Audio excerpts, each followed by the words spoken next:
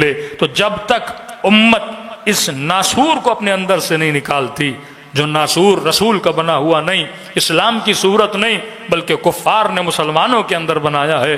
آج صرف توہین شیعوں کی نہیں کی جاتی، یہاں سے جب شیعہ سنی دونوں جاتے ہیں رسول خدا کی قبر کی زیارت کو لیے تو دھکے شیعوں کو بھی لگتے ہیں، دھکے اہل سنت کو بھی لگتے ہیں۔ میں نے اپنی آنکھوں سے دیکھا، شیعہ بھی رو رہے تھے، رسول کے عاشق اہل سنت بھی رو رہے تھے کہ رسول کی زری کو دیکھنے تک کی اجازت نہیں، کوئی 5 منٹ کھڑے ہو جائے تو دھکے دیے جاتے ہیں۔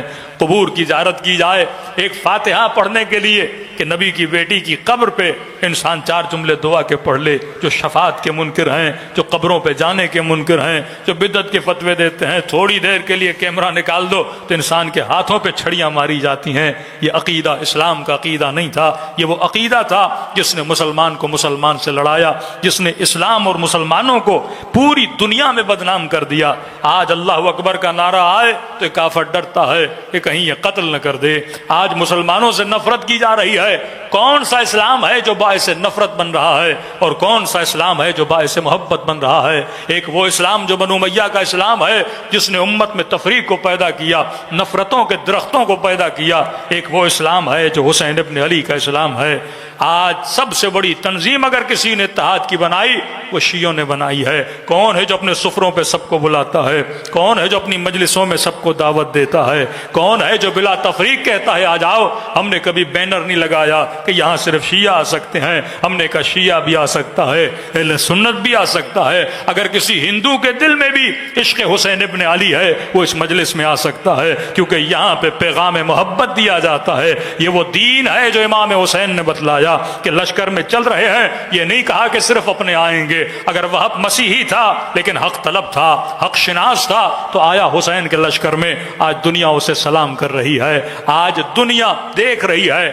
واللہ آج انہی کے جوانوں سے جا کے پوچھئے کہ کون ہے جو آج اسلام کے دفاع میں نکل رہا ہے؟ وہ بھی برملا کہتے ہیں یہ حسین کی فکر کے رکھنے والے ہیں، جو استعمار کے مقابلے میں بھی کھڑے ہیں، جو ظلم کے مقابلے میں بھی کھڑے ہیں، جو اپنے جوانوں کی جانوں کو قربان دے رہے ہیں۔ تو میرے عزیز 2 طرح کی آئیڈیالوجیز ہیں، ایک آئیڈیالوجی وہ جو یزید کی آئیڈیالوجی، ایک آئیڈیالوجی وہ جو حسین کی آئیڈیالوجی ہے۔ کہ حسین کی آئیڈیالوجی ہے اسلام کا صحیح چہرہ پیش کرتی ہے، اور وہ یزید کی فکر ہے جو اسلام کے چہرے کو مس کر دیتی ہے۔ صلوات پڑھے محمد و آل محمد پر۔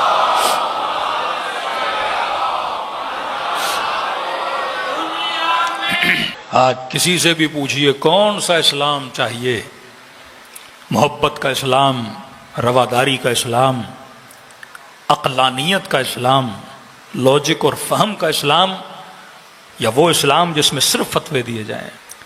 رسول کی اگر کوئی نشانی ہو تو مٹا دو، آل رسول کی کوئی نشانی ہو تو مٹا دو، لیکن اپنے حکمرانوں کی تلواروں کے لیے بھی میوزیم بنائے ہوئے ہیں، ان کے کپڑوں اور گاڑیوں کے لیے بھی میوزیم بنائے ہوئے ہیں۔ لیکن اگر دشمنی ہے تو صرف رسول سے، دشمنی ہے تو صرف آل رسول سے۔ یہ نہیں کہ قبریں صرف آل رسول کی گرائی گئیں، اصحاب رسول کی قبروں کو ڈھایا گیا۔ بقی عربی میں بقع ایک درخت کو کہتے ہیں، کانٹے دار درخت۔ جب ان درختوں کو کاٹ کر سب سے پہلے وہاں پہ ایک انصار کی قبر بنی، پھر جناب عثمان ابن مظعون کی قبر بنی، کہ رسول ہر ہفتے آتے تھے یہاں پہ کھڑے ہو کر دعا بھی کرتے تھے، آنکھوں سے آنسو بھی بہاتے تھے، کہ ایسی جگہ جہاں پہ رسول بیٹھ کے دعا کریں۔ مسئلہ صرف مزارات کا نہیں ہے، مسئلہ شخصیات کی اہمیت کا ہے۔ اسلام میں ایک ٹاپک ہے شاعر اللہ، اللہ کی نشانیاں۔ اب ایک عقیدہ توحید ہے، ڈیفینیشن آف توحید کیا ہے؟ صرف لفظ کہہ دینا کہ یہ مشرک ہے، یہ بدعتی ہے۔ اصلاً ڈیفینیشن آف شرک کیا ہے؟ آپ شرک کسے بولتے ہو؟ اللہ کی عبادت میں کسی کو شریک کرنا، اللہ کے علاوہ کسی کو سجدہ کرنا، یہ شرک ہے۔ کہ مثلاً کل ہم نماز غیر اللہ کے لیے پڑھنا شروع کر دیں، کل ہم روزہ غیر اللہ کے لیے رکھنا شروع کر دیں، کل ہم سجدہ اللہ کے علاوہ کسی اور کو کرنا شروع کر دیں، اسے شرک بولتے ہیں۔ لیکن یہی مسلمان اگر عقل سے سوچے کہ عبادت کس کی؟ اللہ کی، اب وہ عبادتیں جو خدا نے مسلمان کو کرنے کے لیے کہا کہ حج مسلمان پر واجب، عمرے کے لیے مسلمان جائے، اب یہ وہ عبادت جو خدا نے کہا کہ آ کر کرو، تو مطلب اپنی عبادت میں کسی غیر کو شریک نہ ٹھہرانا، یہ خالصتاً عبادت اللہ کے لیے۔ اور مقام تعجب یہ ہے کہ جب خدا نے مسلمان کو حج کے لیے بلایا تو تمام تر اعمال حج میں اللہ کا ذکر تو ہے، لیکن جگہ جگہ یاد غیر ہے. جب طواف خانے خدا کرو تو گھر کس نے بنایا؟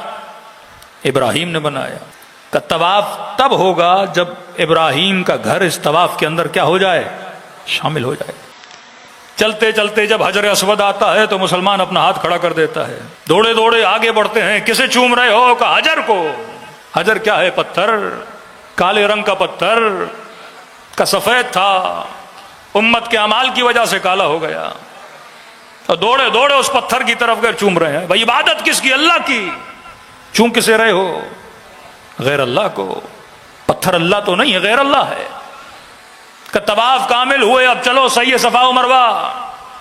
صفا کیا پہاڑی, مروہ کیا پہاڑی. کس کے چکر لگا رہا ہے خدا تو مسلمان کو؟ دو پتھروں کے درمیان ایک پتھر کو دیکھا پھر دوسرے پتھر کی طرف دوڑ رہا ہے. یہ ساتوں طواف کس کے کیے جا رہے ہیں؟ پتھر کے گرد گھمایا جا رہا ہے. خدایا عبادت تیری تھی, تو بٹھا کے اپنا ذکر کراتا کہ مسلمان طواف کرنے کے بعد تسبیح اٹھا لے اور 100 مرتبہ یا اللہ کہو, 1000 مرتبہ سبحان اللہ کہو, 1000 مرتبہ یا اللہ کہو, یا اللہ مدد کہو. لیکن کہا کہ نہیں, طواف پورا نہیں ہوتا جب تک طواف تب تک صحیح صفا و مروہ نہ کی جائے. صفا کیا پتھر, مروہ کیا پتھر. اے خدا تو اپنی عبادت میں کس کی یاد دلا رہا ہے؟ کا دوڑ, اور جب سبز پٹیاں آ جائے تو تھوڑا تیز دوڑ. اے خدا تیز کیوں دوڑوں؟ کہ یہاں پہ ایک بی بی تھی جو تیز دوڑی تھی, ہاجرہ تھی جو تیز دوڑی تھی. تو اللہ عبادت تیری, یاد ہاجرہ کی کیوں؟ تو اپنی عبادت میں غیر کو کیوں شریک کروا رہا ہے؟ عبادت اللہ کی ہے تو فکر اللہ کی طرف جانی چاہیے, نہ کہ بندہ اللہ کی عبادت کرے تو فکر کبھی ہاجرہ کی طرف, کبھی ابراہیم کی طرف, کبھی اسماعیل کی طرف. یہ تو سارے غیر اللہ ہیں, اللہ تو نہیں ہے. کہ نہیں, ایسے دوڑو جیسے ہاجرہ دوڑی تھی. ارے ہزاروں سال گزر گئے, ابھی تک یاد ہاجرہ کو زندہ کیوں رکھا جا رہا ہے؟ ہزاروں سال گزر گئے, ابھی تک یاد ابراہیم کو کیوں رکھا جا رہا ہے؟ تو حجر اسود بھی پتھر, صحیح صفا و مروہ بھی پتھر, جس گھر کا طواف کیا جا رہا ہے وہ بھی کیا ہے؟ پتھر ہے. کب جب یہ کر لیا تو آؤ رجم کی طرف, کنکریاں اٹھاؤ مارو. جسے اٹھایا وہ بھی پتھر, اٹھا رہے ہو وہ بھی پتھر. اللہم صلی علی محمد. اور جسے مار رہے ہو وہ بھی پتھر. یہ تو دونوں پتھر ہیں, کعبہ پتھر کا, صفا و مروہ پتھر کے, حجر و اسود پتھر کا, ابراہیم کا گھر پتھر کا. اب جسے کنکریاں ماری جا رہی ہیں وہ بھی پتھر, اور جس سے ماری جا رہی ہیں وہ بھی پتھر. اے خدا عبادت تیری ہے, تو جگہ جگہ کبھی اسماعیل کی یاد دلا رہا ہے, کبھی شیطان کی یاد دلا رہا ہے. یہاں پہ بھٹکایا تھا, یہاں پہ ابراہیم نے اسے جھڑکا تھا, یہاں پہ اس سے دور کیا تھا. تو پتا چلا اللہ کی عبادت کمپلیٹ نہیں ہوتی جب تک ان کی یاد اس عبادت میں نہ ہو جنہوں نے خدا کی عبادت کرانا سکھائی ہے. یہ دین ہم تک پہنچا کس کے ذریعے سے؟ رسول کے ذریعے سے. تبھی کہا نماز کا تشہد پڑھو گے تو محمد کا نام لوگے, کیونکہ یہ نام نہیں تو عبادت نہیں ہے. تبھی ہم ذکر اہل بیت کرتے ہیں, کیونکہ آج دین پہنچا تو حسین کے صدقے میں. یہ دین کے ساتھ ناانصافی ہے کہ درود ابراہیمی پڑھو گے کہ ابراہیم پہ سلام ہو, ابراہیم کی اولاد پہ سلام ہو, محمد پہ سلام ہو اور محمد کی اولاد پہ سلام ہو, کیونکہ دین پہنچا ان کی یاد میں. تو عبادت خدا میں اگر یاد غیر خدا آ جائے تو یہ شرک نہیں ہے بلکہ عین عبادت ہے.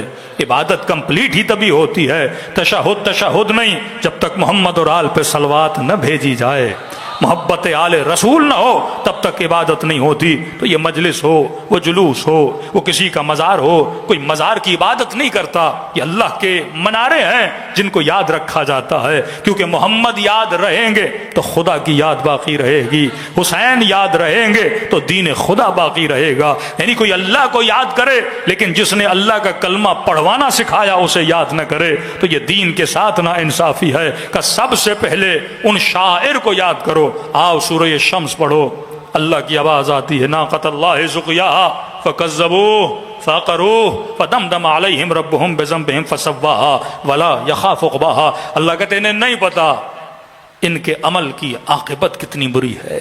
خدایا اتنا ڈرا رہے ہو, گناہ کیا کیا انہوں نے؟ کہا ناقۃ اللہ سقیاها, ناقۃ اللہ سقیاها. انہوں نے اللہ کی اونٹنی کو، ناقت اللہ، امام حسین کو کہتے ہیں یا سار اللہ، اے خون خدا، ناقت اللہ جناب سیدہ کا لقب ہے، کنیز خدا۔ جب میدان محشر میں بی بی آئیں گی تو خدا خود خطاب کرے گا، اے میری کنیز آج جو مانگنا ہے مانگو۔ اونٹنی کو کہا ناقت اللہ، اللہ کی اونٹنی کا اقروہ، اس کو کاٹا انہوں نے، انہیں نہیں پتا کہ اس عمل کی سزا کیا ہے، عاقبت کیا ہے۔ 5 منٹ کے لیے مسلمان سوچے، قربانی کی عید آتی ہے، کتنی اونٹنیاں ذبح کرتے ہو، خدا جزا بھی دیتا ہے کہ یہ گوشت مجھ تک نہیں پہنچتا لیکن اس کا ثواب مجھ تک پہنچتا ہے، تو خدایا یہاں ہزاروں اونٹنیاں کٹ جائیں کوئی سزا نہیں۔ ایک اونٹنی کٹی، سورہ نازل کیا، آیتوں میں ذکر کیا کہ ان کو نہیں پتا انہوں نے کسے کاٹا ہے، کہاں یہ جو اونٹنیاں کٹتی ہیں عام ہیں، وہ جو اونٹنی تھی وہ اللہ کی نشانی تھی، معجزہ تھا۔ رسول نشانی خدا کا نام ہے، آل رسول اللہ کی نشانی کا نام ہے، رسول معجزے پروردگار عالم ہے۔ کوئی اونٹنی کو کاٹے تو خدا غضبناک ہو، اور کوئی سیدہ کی قبر کو ڈھائے، کوئی نبی کی ازواج کی قبور کو ڈھائے، کوئی رسول کے بیٹوں کی قبروں کو ڈھائے، کیا یہ توہین نہیں ہے؟ شاعر اللہ کا مطلب جنہوں نے اللہ کے نام کو روشن کیا انہیں روشن رکھو تاکہ نسلیں یاد رکھیں کہ کون رسول تھا۔ آج اس فکر کے ماننے والے، بن باز کی فکر، ابن تیمیہ کی فکر کے ماننے والوں کے بچوں سے جا کے پوچھئے کہ رسول کے لیے 5 منٹ شان رسول بیان کر دیجئے، نہیں پتا کون رسول، کہ ہمارے بڑے بھائی کی طرح تھے، آئے پیغام پہنچایا دنیا سے چلے گئے۔ اچھی یاد رکھنی ہے، یہ تھوڑی ہے کہ ہم ان کے قصیدے پڑھتے رہیں، ہم ان کی نعتیں پڑھتے رہیں، ہم ان کے میلاد پڑھتے رہیں۔ یہ وہ جو منکرین شاعر اللہ، لیکن جن قوموں نے شاعر کو زندہ رکھا آج ان کی نسلوں میں شہادت کا جذبہ بھی ہے۔ جن قوموں نے شاعر کو زندہ رکھا آج ان کے اندر عزت نفس ہے، عزت اسلام ہے۔ آج اسلام کی آبرو اگر کسی نے بچائی ہے، آج فلسطین کی وہ بیوہ خاتون اگر کسی کو بلاتی ہے تو حسینی کے چاہنے والے کو بلاتی ہے۔ آج مظلوم اگر کسی سے امید رکھتا ہے، علی ابن ابی طالب کے چاہنے والوں سے امید رکھتا ہے۔ ایک ایسا دین جس نے نئی نسل کو اسلام سے بیزار کر دیا۔ آج نسلیں دین گریز بن رہی ہیں میرے عزیز، آج امت دیکھیے دین سے بھاگ رہی ہیں۔ آج دبئی چلے جائیے، عمان چلے جائیے، سعودی عرب چلے جائیے، جا کے نئی نسلوں کو دیکھیے کتنا دین اسلام کی طرف رغبت ہے۔ دین صرف نماز کا نام بن گیا، روزے کا نام بن گیا، ماہ مبارک میں عمرہ کرنا یہ نام بن گیا۔ عمرے کے بعد یہ مسلمان جب نکلتا ہے تو اس کی زندگی کسی کافر کی زندگی سے کم نہیں ہوتی۔ یہ مسجد سے نکلنے کے بعد اس کا حلیہ، اس کا کردار دیکھتے ہیں تو اسلام کا رنگ نظر نہیں آتا۔ آج اسی ملک میں دیکھ دیجئے کہاں اسلام آپ کو نظر آتا ہے۔ کرپشن، گنڈا گردی، بدماشی، چوری، دھاندلیاں، جھوٹ بولنا، یہ وہ اسلام تھا جو رسول دے کر گئے۔ نعرے خوبصورت، عمل بدصورت، باتیں اچھی کہ دیواروں پہ لکھا ہو کہ صفائی نصف ایمان ہے اور اسی کے نیچے کچرا پڑا ہو، فلاں چیز نصف ایمان ہے اور وہ چیز نظر ہی نہیں آتی۔ کیوں؟ کیونکہ یہ وہ دین تھا جس نے امت کو لڑایا، یہ وہ دین تھا جس نے تفرقہ ڈالا۔